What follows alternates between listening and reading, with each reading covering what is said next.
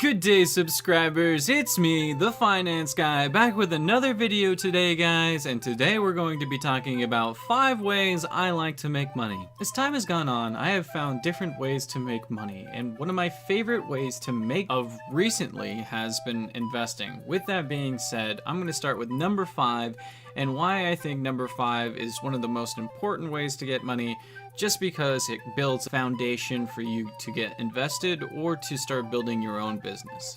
So without further ado, number 5 is getting a job. I think the best thing would be to start with a job. No. Yeah, absolutely, No. she needs a job. No. And I know a lot of you out there really don't want to get a job. Personally, a lot of people really don't like working.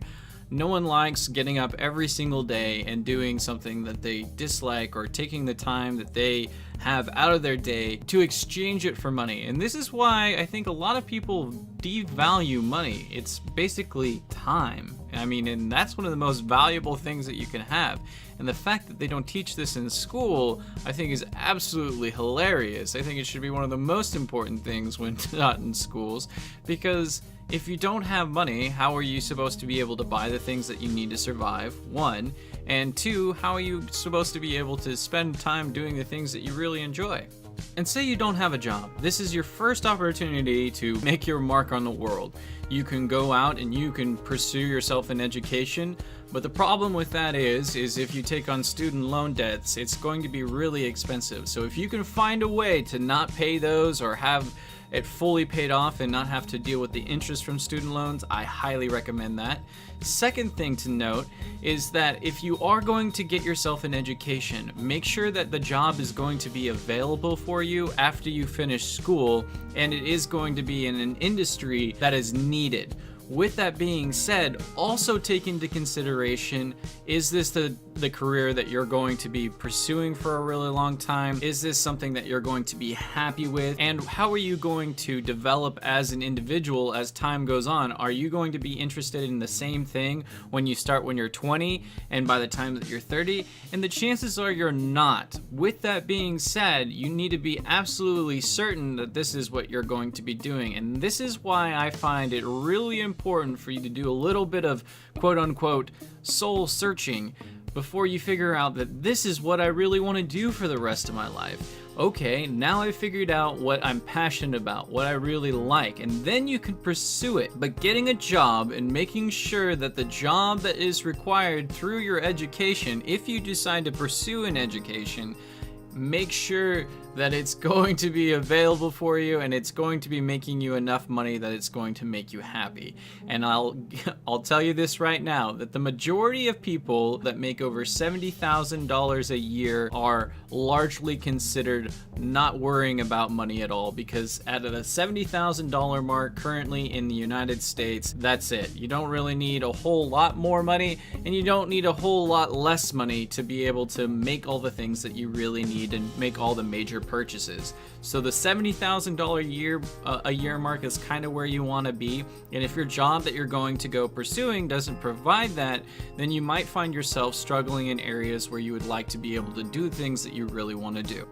Number 4, hobbies. I know that sounds strange, and I know you might be thinking, well, hobbies, how do I make money out of a hobby? I've seen all kinds of strange things on people that have become successful doing things that they really enjoy. And what I talked about in the previous number 5 is, finding what you're passionate about, finding something through maybe that soul searching that you were thinking about. What is it something that you can really do that it's a really good hobby? And you'd be surprised on every time that you do something over time, as time goes by and you become better and better at it, maybe you can turn that into a business. Maybe you can make more money. I know some people who really like gardening made like a gardening YouTube channel, and the YouTube channel grew. Or maybe your passion is video games.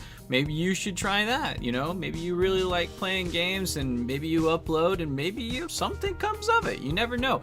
And I think the biggest thing is starting. Just trying, and it's going to be hard. I'm going to tell you guys right now, I started this YouTube channel and I was like, oh man, this is going to be pretty easy. You know, I'll probably get some subscribers. I've been doing videos for over 6 months now, and it has actually been a lot harder than I thought it was going to be. You know, I had to buy lighting, I had to buy microphones, I had to buy cameras, and it's a lot harder. And then I have to do editing on software. I spend hours out of my day trying to figure out, topics to talk about, how to better help you guys get ahead financially. It's a lot harder than I thought it was going to be, but I tried it and I found out that I really love doing it. And you guys need to find what you're passionate about.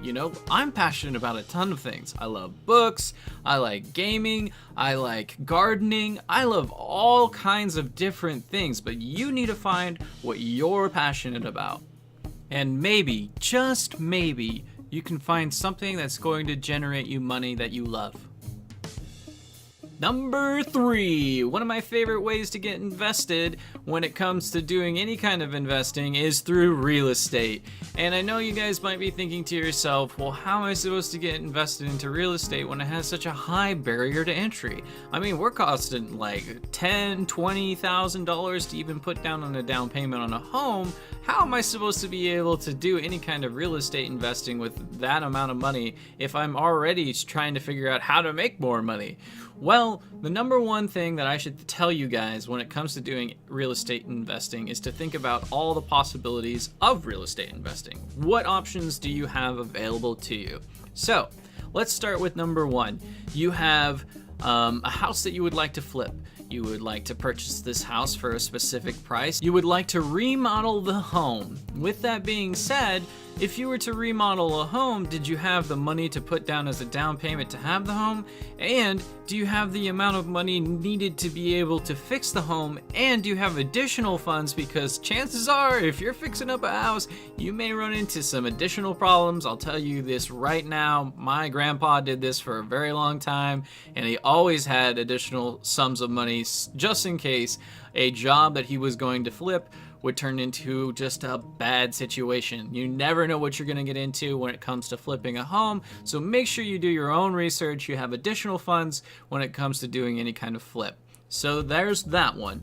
Another one is taking a house, maybe fixing it up a little bit, and then turning it into a rental property. Well, that's great and all, but there's the problem of having to deal with tenants, and you're going to have to deal with people trashing the place. You're gonna have to get phone calls that, hey, this is breaking, or the water is coming through the roof. You're gonna end up with all kinds of different problems when it comes to dealing with, somebody who's renting out a property. And I know a lot of people are frustrated with these kind of things.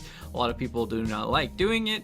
But when you do have a situation where people do take care of the property and you do have cash flow coming in from these said people, then it's a really good investment. And another one that I wanted to talk to you guys about is something called Fundrise. Say you have somebody that manages a portfolio, you all pool your money together and they purchase, some sort of property or some kind of investment deal that could generate you cash flow over time, say like a hotel or, some kind of new construction that could be done or a remodel on a property, and that investment could return you money over time. Now, Fundrise has a low barrier to entry, $500 for an investment portfolio. So I think that's a really good starting point if you're looking to try and make your money into more money and you're looking to get a little bit of exposure into the real estate market, but you don't have quite the amount to just do any of those other previous things that we talked about. You can use this as a starting entry point. I think $500 really isn't that hard to come by, considering most people spend $1,000 on trying to get a new cell phone, and somehow people seem to be doing this, once, twice, 3 times a year. Number 2 I wanted to talk to you guys about is starting a business. Now, I know you guys might be thinking to yourself, well, starting a business, isn't that really expensive? Yeah, sometimes it can be, depending on what kind of business you're starting. And I talked to you guys previously about starting maybe potentially a hobby business, but starting a business that I think could last through the ages is a really good way to make money. Now, I've done starting business work. I personally struggled with my first business. And starting a business is very difficult, but it does have benefits. It has tax benefits, and it gives you an opportunity to take your money and build something for yourself. And I think that's very gratifying. And if you can build something for yourself, you're going to put your love, heart, and enjoyment into it. And that could really build something into something really great. Now, that's what I wanted to talk to you about. When you guys are thinking about starting a business, and what I always think about is supply and demand. For instance, is there something in your city or place that you live that a lot of people are looking for or talk about all the time that just isn't around? Is it advantageous to build something or to create something that these people would really like? And what can you do on a small scale to get yourself started?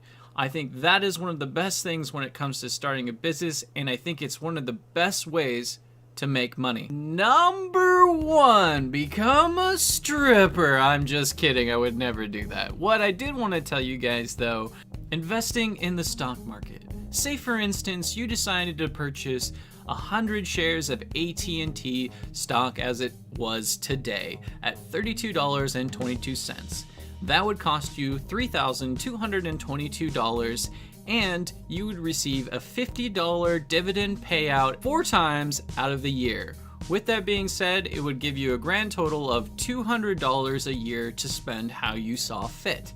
Now you could reinvest that money, which is what I really like about dividends, is you can take that money and turn it into more shares, which eventually get you more money, or you could eventually spend that money on something that you deem fit. Like, I really like a new pair of Nikes, and I would like to invest into a new pair of Nikes, and so you buy yourself a nice shiny pair of Nikes. Now, think of it also like this.